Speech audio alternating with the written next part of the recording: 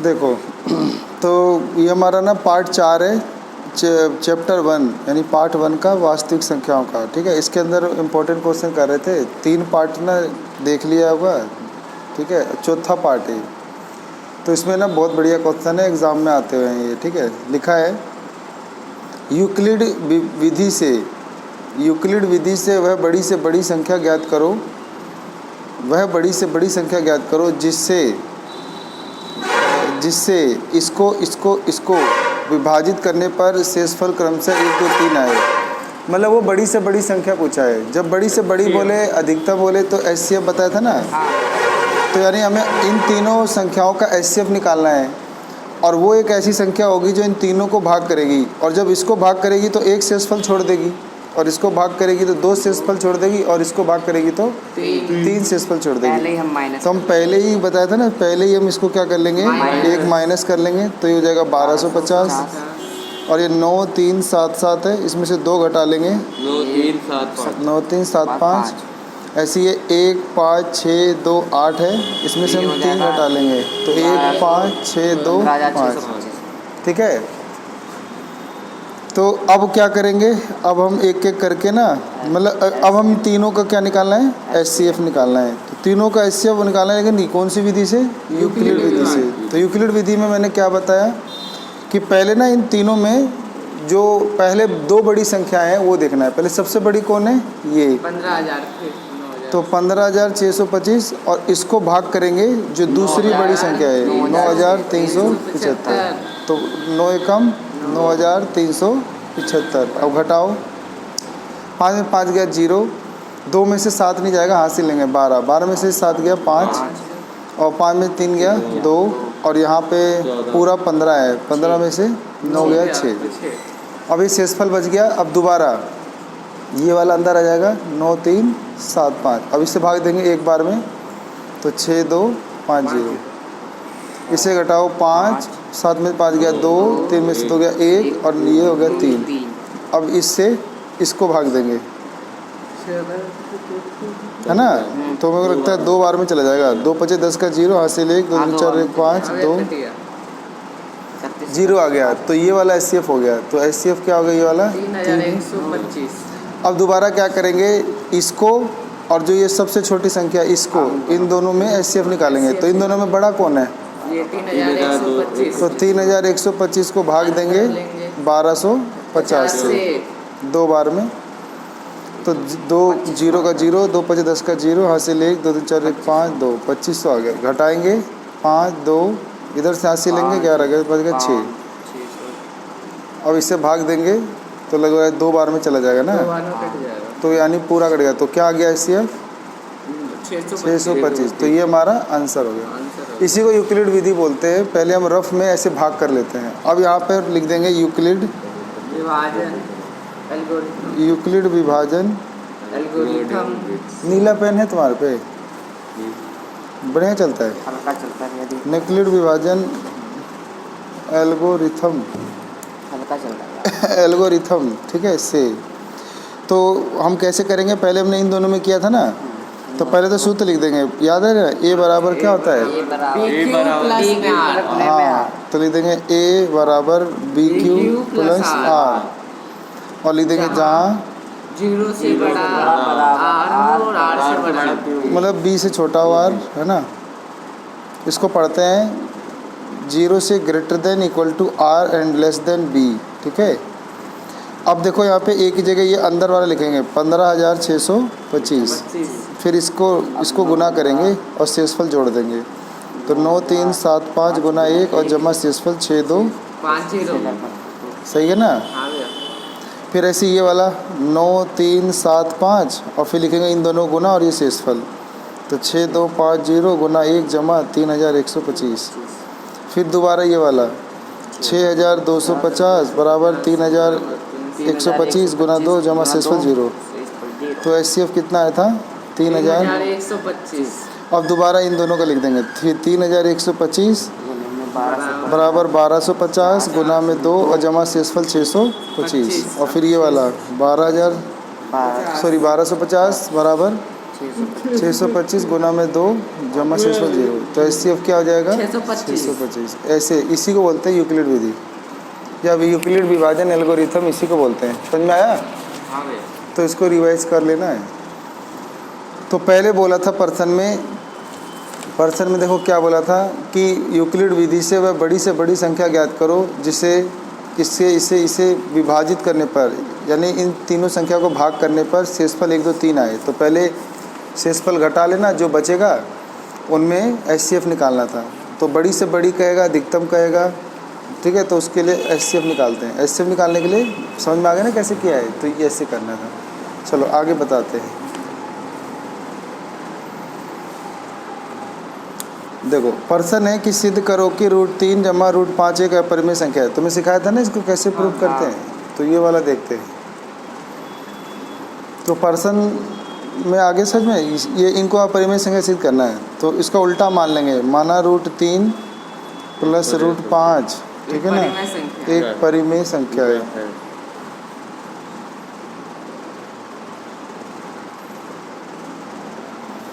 अब इसको मान लेंगे कि ये परिमेय संख्या है। तो यानी √3 प्लस √5 परिमेय संख्या को P/Q के रूप में लिख लेंगे और बगल में लिख देंगे जहाँ क्या लिखते याद है, P व Q हाँ पूर्णांक हैं और Q नॉट इक्वल टू 0 है।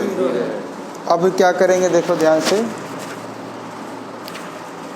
अब ना ये जो √3 है इसको या √5 कोई एक को उधर भेज देंगे। तो चलो √5 को उधर भेज देते हैं। तो √3 बराबर P/Q, ये उधर जाकर माइनस कर दो √5। अब ये रूट हटाने के लिए ना दोनों पक्षों का वर्ग कर दो, लिख दो दोनों पक्षों का वर्ग करने पर।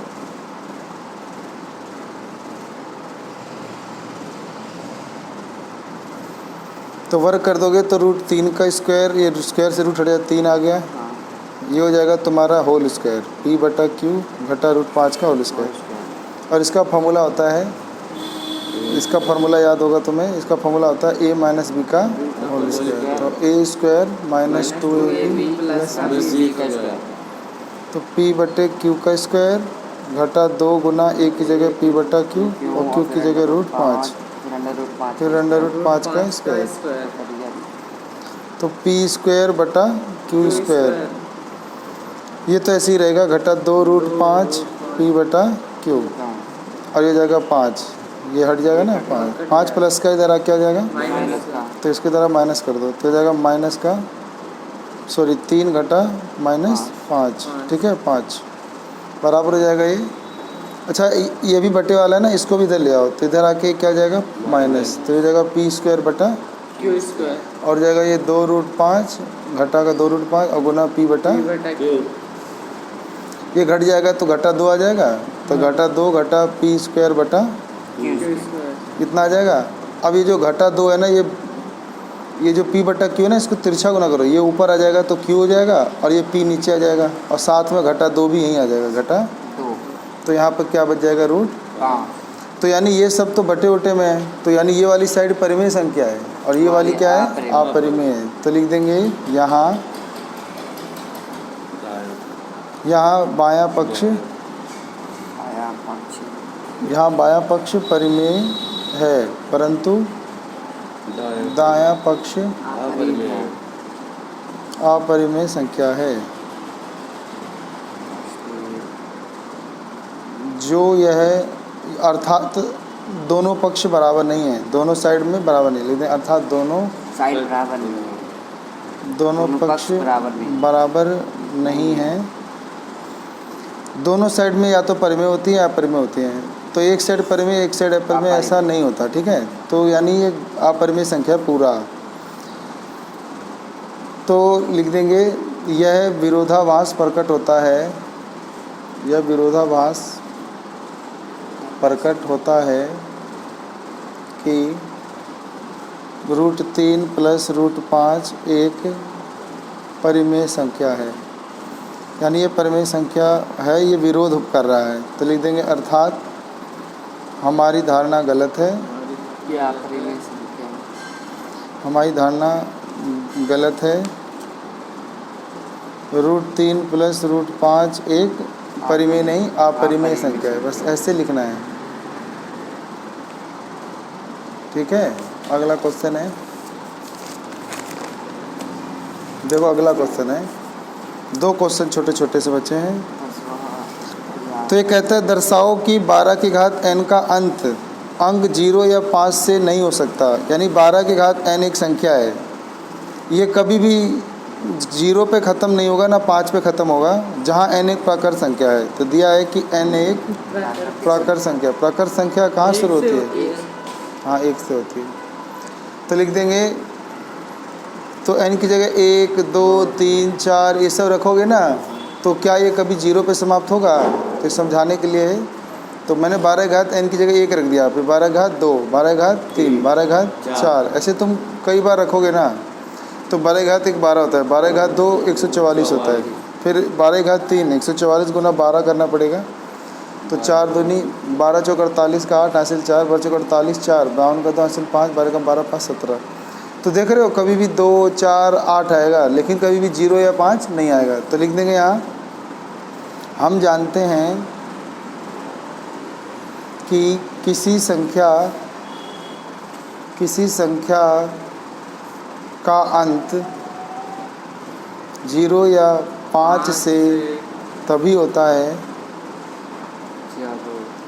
है जब वह संख्या 2 या 5 या 10 का गुणनखंड होता है। ठीक है। तो 12 की घात n लिखा है, तो 12 का गुणनखंड करो, 12 का एलसीएम लो, 2 6 12, 2 3 6 3 एकम, तो 2 गुना 3 आ रहा है। तो क्या इसके गुणनखंड में मतलब क्या आना चाहिए था? या तो 10 आता या 2 आता, सिर्फ 2 आता, सिर्फ 2 भी नहीं, 2 के साथ 5 आना चाहिए था। इसको लिख दो 2 की पावर n, 2 की घात m गुना 5 की घात n। तो यहाँ 2 तो है, 5 नहीं है, तो लिख देंगे ना, यहाँ 12 का गुणनखंड, यहाँ 12 के गुणनखंड में 5 नहीं है, 12 गुणनखंड में 5 नहीं है। अतः इस संख्या का अंत कभी भी 0 या 5 पे नहीं हो सकता। अतः इस संख्या का अंत 0 या 5 पर नहीं हो सकता। ठीक है, नहीं हो सकता। अब ध्यान से सुनना दोबारा। कहता है कि दर्शाओ कि 12 की घात n का अंत अंक 0 या 5 से नहीं हो सकता, जहाँ n एक प्राकृत संख्या है। यानी 12 घात n है और n एक प्राकृत संख्या है, तो इसमें n की जगह 1 रखो, 2 रखो, 3 रखो, 4 रखो, तो इसका जो अंतिम अक्षर आएगा, अंतिम अंक आएगा, तो बोल रहा है वो 0 पे समाप्त नहीं हो सकता। तो क्यों नहीं हो सकता वो बताना है। तो हम लिख देंगे, हम जानते हैं किसी संख्या का अंत 0 या 5 से तभी हो सकता है जब वह संख्या 2 की घात m या 5 की घात n या 2 पचे 10 की घात m का गुणनखंड होता है। तो इसका गुणनखंड करने पे यहाँ पे 5 नहीं आ रहा है, 5 नहीं आ रहा है, तो इसीलिए संख्या का अंत 0 पे या 5 पे समाप्त नहीं हो सकता। समझ में आ गया? अब 12वां क्वेश्चन देखो, बहुत ईजी है। देखो 12वां क्वेश्चन कहता है, एक प्रातः सैर के समय 3 व्यक्ति अपने पद एक साथ उठाते हैं। यानी 3 आदमी एक साथ अपने कदम बढ़ाते हैं चलने के लिए, सैर करने के लिए, तथा उनके पदों की लंबाई, उनके पैर की लंबाई किसी की 40 है, किसी की 42 है और किसी की 45 है। तो वह न्यूनतम दूरी ज्ञात करो। देखो न्यूनतम आ गया, तो न्यूनतम के लिए एलसीएम है ना। तो वह न्यूनतम दूरी ज्ञात करो जो प्रत्येक तय करे, ताकि वे दूरी पूर्ण पदों में तय कर सके। तो वो कौन सी दूरी है कि तीनों अगर चलेंगे तो पूर्ण कदमों में, मतलब वो दूरी तय करेंगे, बराबर कदम। हाँ, तो इसके लिए एलसीएम निकालेंगे तीनों का। तो 40 का, 42 का और 45 का एलसीएम। अब तुम्हें जैसे भी आता है एलसीएम कर लो। तो एक ऐसे वाला एलसीएम आता हो ना, 2 से हो जाएगा। 2 से करो 20, 21, 45 तो नहीं हो पाएगा, छोड़ दिया करो।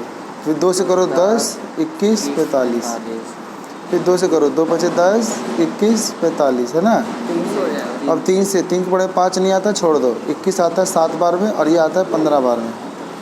फिर 3 से करते रहो, 5 नहीं आता, 7 नहीं आता, 3 5 15। अब 5 से करेंगे, 5 में 5, 7 नहीं आता, छोड़ दो, 7 फिर 7 से सब एक एक आ गया ना। अब इन्हें गुना कर दो, 2 गुना 2 गुना 2, फिर 3 गुना 3, फिर 5 गुना 2 दूनी 4 दूनी 8, 3 तिया 9, 9 बचे 45 और गुना 7। फिर ये गुना करो, 45 8 360 होता है क्या? 8 25 40 का 0 असल का 4, 8 चौक 32 36, 360 गुना में 7। अब गुना कर दो, 0 7 6 42 का 2 असल 4 7 21 और 4 25, तो 2550 सेंटीमीटर।